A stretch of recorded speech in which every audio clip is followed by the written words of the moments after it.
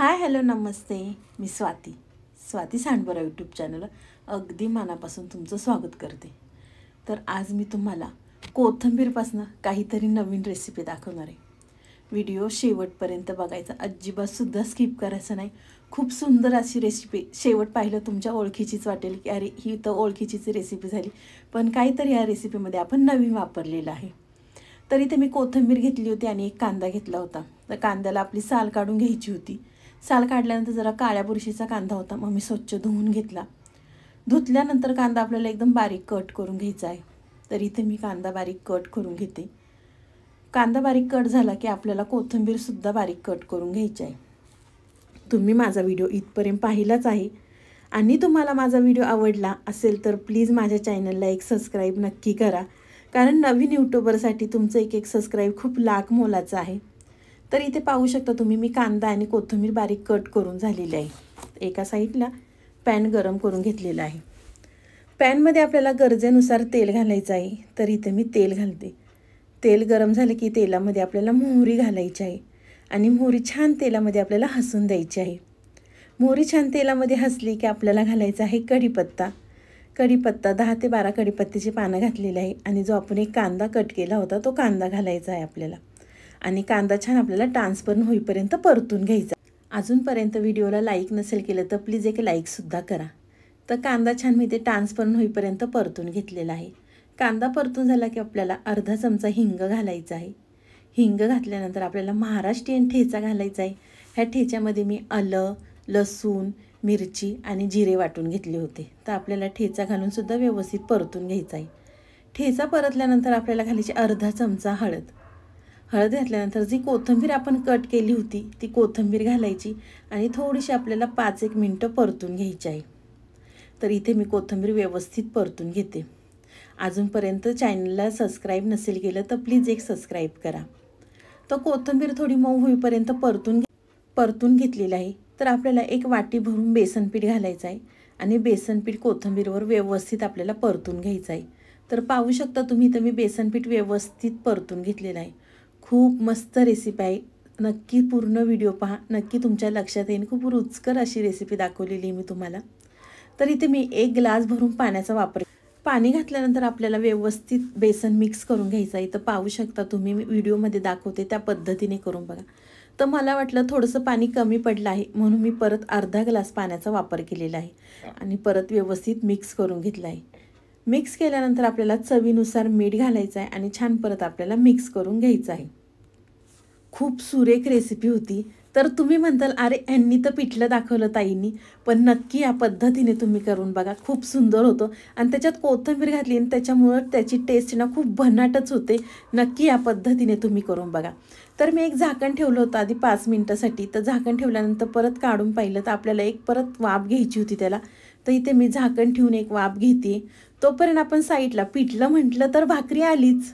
तर तुम्ही म्हणताल बाजरीची भाकर आहे त्याच्यामुळे तर काय आपल्याला येतीच, पण तसं करू नका. व्हिडिओ शेवटपर्यंत पहा. बाजरीची भाकर असली तरी काहीतरी सिक्रेट वापरलं आहे मी भाकरीमध्ये. तर इथे मी बाजरीचं पीठ घेतलेलं आहे. बाजरीचं पीठ घेतल्यानंतर इथे मी लसूण ठेचून घेतला होता. तर आपल्याला लसूण घालायचा आणि थोडी कोथिंबीर घालायची आणि चवीनुसार मीठ घालायचं आणि आपल्याला पीठ व्यवस्थित मऊ होईपर्यंत परतून घ्यायचं आहे. खूप सुरेख भाकरी लागती आणि पिठल्या संग म्हटलं तर खूपच छान लागते. तुम्ही पिठलं म्हणता, कोण कोण झुणका म्हणतं. तर खूप या पद्धतीने तुम्ही करून बघा आणि ही भाकरी नक्की करा, खूप सुंदर अशी लागते. तर इथे पाहू शकता तुम्ही, मी पीठ व्यवस्थित मिक्स करून घेतलेलं आहे आणि मी प्लीज व्हिडिओ इथपर्यंत पाहिलाच आहे तुम्ही तर माझ्या चॅनलला एक सबस्क्राईब नक्की करा. तर आपल्याला थोडंसं पाणी घालून व्यवस्थित गोळा मळून घ्यायचा आहे. बाजरीचं पीठ मळताना खूप जास्त घट्टसुद्धा नाही मळायचं आणि खूप सैलसरसुद्धा नाही मळायचं. तर इथे पाहू शकता तुम्ही, मी पीठ व्यवस्थित मऊ होईपर्यंत मळून घेतलेलं आहे. बाजरीचं पीठ व्यवस्थित मळलं तर भाकरी खूप वेळ चांगली राहते आणि मऊ लुसलुशीत राहते. तर आपल्याला व्यवस्थित त्याचा गोळा करून घेतल्यानंतर आपल्याला भाकरी थापून घ्यायची आहे. तर आधी मी ताटामध्ये थोडंसं पीठ घेतलेलं आहे आणि नेहमी वरतून भाकरी करताना भाकरीला वरतून पीठ नाही लावायचं, भाकरी थोडीशी करपट होते. तर इथे आपल्याला भाकरी व्यवस्थित थापून घ्यायची आहे. तर इथे मी भाकरी थापून घेते. अजून पण चॅनलला लाईक नसेल केलं तर नक्की एक लाईकसुद्धा करा आणि छानशी एक कमेंटसुद्धा करा. मला तुमच्या कमेंट वाचायला खूप आवडतील. तर पाहू शकता तुम्ही इथे भाकर मी व्यवस्थित पातळ अशी थापून घेतलेली आहे। तर एका साईडला इथे मी तवा गरम करून घेतलेला आहे। तव्यामध्ये आपल्याला ती भाकर घालायची आहे। तर इथे मी भाकर घालून घेते आणि ह्या पद्धतीने तुम्ही भाकरी करा। शक्यतो भाजीची सुद्धा गरज नसते, वरतून थोडंसं तूप लावायचं, भाकरीला खूप सुरेख अशी लागते। तर भाकरी टाकल्यानंतर तव्यामध्ये आपल्याला पाणी लावायचं आहे। तर इथे मी पाणी, नेहमी भाकरी टाकली की लगेच पाणी नाही लावायचं, अगदी 2 ते 3 मिनटं भाकरी तव्यावर ठेवायची आणि मग पाणी लावायचं। तर पाणी लावल्यानंतर आपण एका साईडने पलटी करून घेऊया आणि छान व्यवस्थित अशी खरपूस भाजून घेऊया। तर बघा भाकरी दिसायला सुद्धा खूप सुंदर दिसते आणि लागती तर खरंच छान, खूपच भारी लागती। तर पाहू शकता एका साईडने छान अशी खरपूस भाजल्या गेलेली आहे। तर इथे मी भाकरी पाहू शकता तुम्ही छान खरपूस अशी भाजलेली आहे आणि त्यातलं लसूण वगैरे खूपच सुंदर लागतो आणि खरंच खूप छान लागते ही भाकरी। नक्की या पद्धतीने तुम्ही करून बघा। तर मी भाकरी तव्यावर व्यवस्थित शेकून घेते। तोपर्यंत प्लीज माझ्या चॅनलला एक लाईक करा आणि साईडचं बेल आयकॉनसुद्धा प्रेस करा, म्हणजे तुम्हाला माझ्या व्हिडिओचं नोटिफिकेशन सर्वात आधी येईल। आणि प्लीज ह्या पद्धतीने तुम्ही नक्की एकदा पिठलं करून बघा, खूपच भारी होतं। त्याच्यात कोथिंबीरीचा स्मेल खूप सुंदर असा येतो। तर पाहू शकता तुम्ही भाकरी तर मी व्यवस्थित अशी भाजून घेतलेली आहे।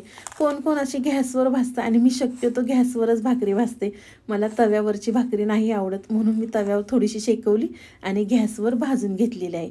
तर पाहू शकता भाकरी खूप सुंदर अशी होते आणि गॅसवर भाजली की व्यवस्थित भाजलेसुद्धा जाते। तर बघा किती सुंदर अशी दिसते भाकरी। आपली भाकरी झालेली आहे आणि साईडला पिठलंसुद्धा छान झालेलं आहे आणि दिसायलासुद्धा खूप सुंदर असं दिसतंय। नक्की या पद्धतीने करा, त्याची टेस्ट ना खूपच भन्नाट अशी लागते।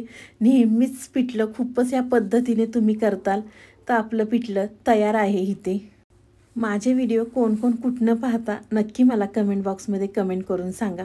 तर आपली गरमागरम भाकरी आणि गरमागरम पिठलं तयार आहे। तुम्हाला मी अजून एक टिप्स देते, पिठलं झालं वरतून तेल घातलं की वा खूपच सुंदर असं पिठलं लागतं। तर गरमागरम भाकरी आणि पिठलं तयार आहे। त्याच्यासंग छान असा कांदा फोडायचा आणि पिठलं भाकरी कांदा खायचा, खूप सुंदर की असा आपल्याला वाटतं की गावाकडचा फील येतो। आपली पिठलं भाकरी तयार आहे। तुम्हाला माझा आजचा व्हिडिओ कसा वाटला नक्की कमेंट बॉक्समध्ये सांगा। आवडल्यावर लाईक, कमेंट, सबस्क्राईब करायला विसरू नका आणि तुमच्या मित्रमैत्रिणींमध्ये सुद्धा शेअर करा। तर बाय।